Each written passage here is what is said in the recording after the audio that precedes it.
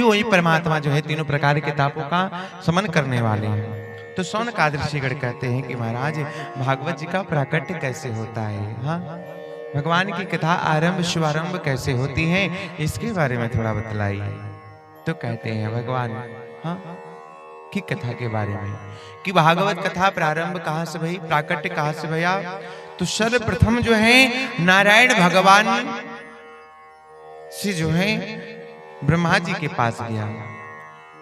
वही नारायण भगवान जिनके नाभि कमल से कमल के डंडे निकली, जल के ऊपरी सतह पे जो है हजारों योजन विस्तृत कमल का पुष्प खिला, उसके मध्य से जो है हाँ ब्रह्मा जी निकले और ब्रह्मा जी को जो है वही नारायण भगवान श्रीमद् भागवत चतुश्लोकी भागवत दिए।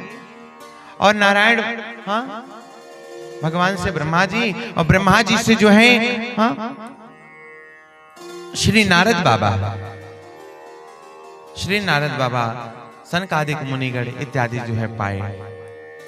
और उसके उपरांत ये भागवत कथा वहां से प्रारंभ हुई। तो नारद बाबा श्री व्यास जी को ये कथा दिए चतुश्लोकी भागवत और सत्संग किए व्यास जी महाराज। और फिर जो है 18,000 श्लोक बद्ध श्रीमद् भागवत महापुराण की रचना की श्री व्यास जी महाराज। और अपने शिष्यों में से परम दो शिष्यों को दिए, एक सूत जी महाराज जी को और एक अपने पुत्र जो है श्री सुखदेव जी को। ये भगवान की कथा कहते हैं निगम कल्पतरोर गलितम फलम सुख मुखादमृत द्रव संयुतम। निगम कहते हैं वेद को, और ये जो भागवत है वेद रूपी वृक्ष का पका हुआ फल है। तरोर गलितम फलम, अति गला हुआ फल है महाराज। किसी ने कहा महाराज गला हुआ फल है तो क्या गारंटी है मीठा होगा? खट्टा भी हो सकता है, हाँ फीका भी हो सकता है। तो कहते हैं सूत जी महाराज नहीं नहीं, सुख मुखाद अमृत द्रव संयुतम, इस जो है भागवत रूपी हाँ वेद रूपी वृक्ष का पका हुआ फल श्रीमद् भागवत महापुराण है। और इस जो है फल में श्री सुखदेव जी महाराज जी का चोंच लगा हुआ है।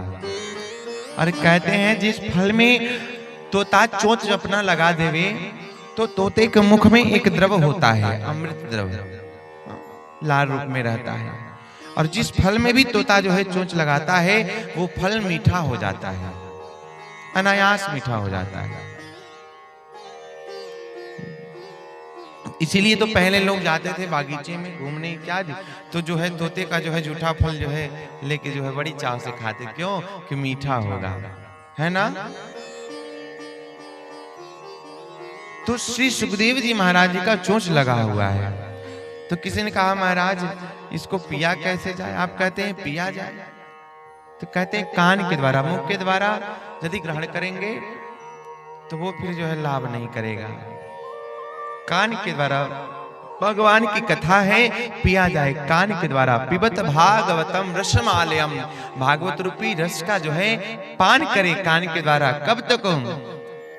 आलयम पर्यंतम, जब तक मोक्ष न हो जाए, जब तक जीवन है तब तक आप सुनते रहिए। किसी ने कहा महाराज अभी बगल में हो रहा था कथा, वहां भी गए कथा सुने। और इसके उपरांत जो है जहां जहां कथा होती वहां वहां जाके कथा सुनते हैं। हम तो बहुत कथा सुने हैं।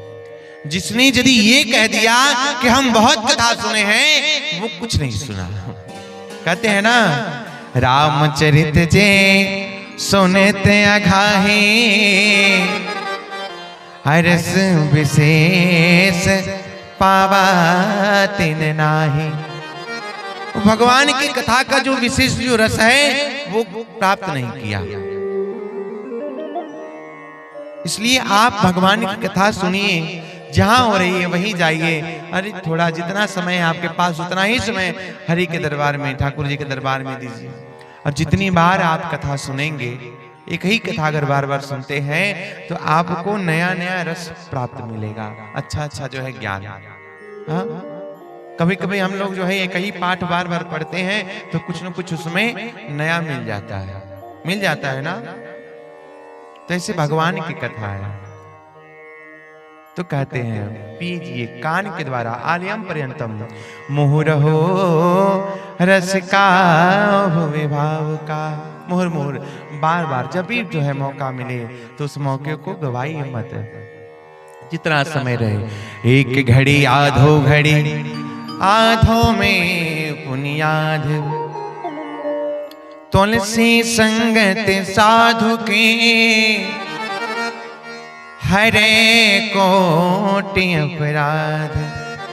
जितना समय है उतना ही समय दीजिए, पर दीजिए जरूर ठाकुर जी के दरबार में।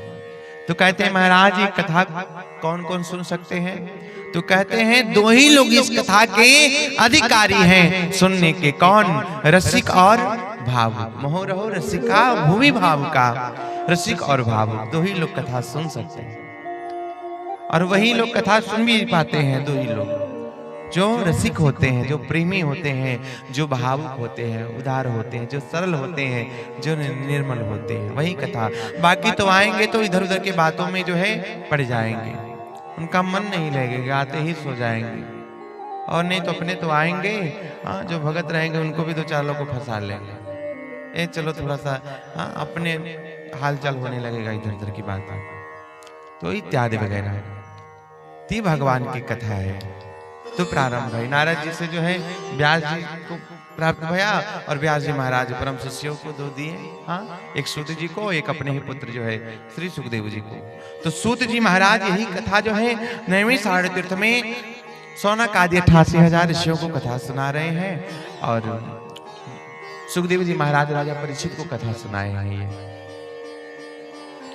बोली श्री ठाकुर जी महाराज की जय। तो कान के द्वारा इस कथा को जो है श्रवण